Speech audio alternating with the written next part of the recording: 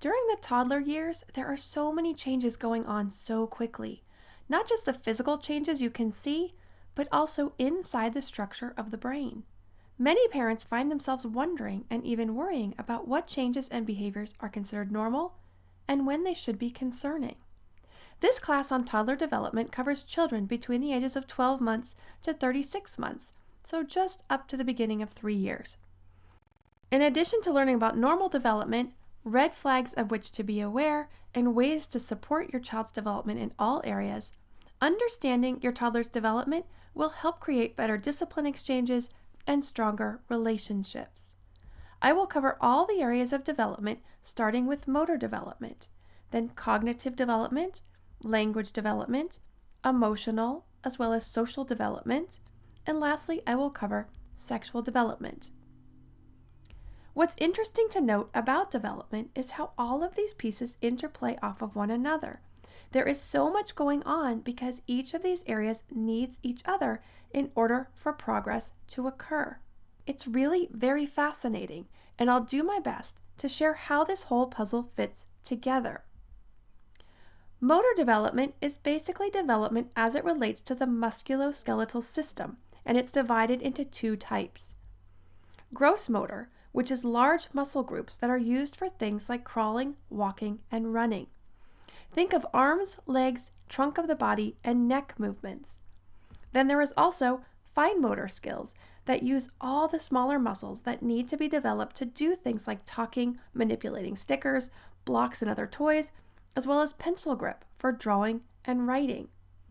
What's interesting is that just like I mentioned about how intertwined development is, motor skill affects cognitive development because once the child can move, he can explore and engage with his environment.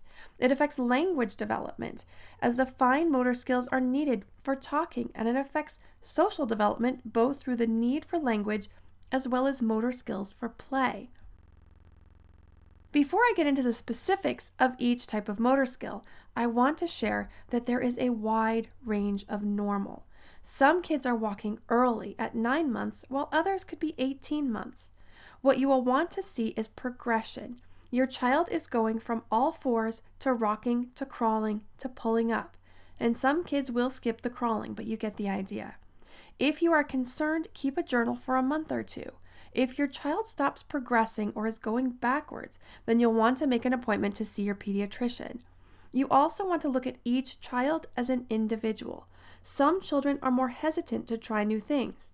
For those kids, they're obviously going to progress slower than those who are more gung-ho to join in or try new things. For more on this, you can see our class on temperament. Now, my oldest was around 14 months when he started walking. I couldn't wait for him to start walking because I was already 2 months pregnant with twins, but he had to do it in his own time. He was busy working on his language skills. He was an early talker, but a late walker.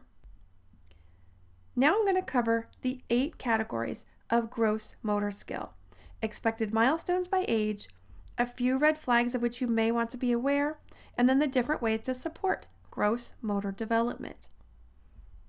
The first category of gross motor development is balance, which is important early on for staying upright while walking, but as it develops more through these years, this skill will lead to your child being able to kick a ball without falling over. The next area of gross motor skill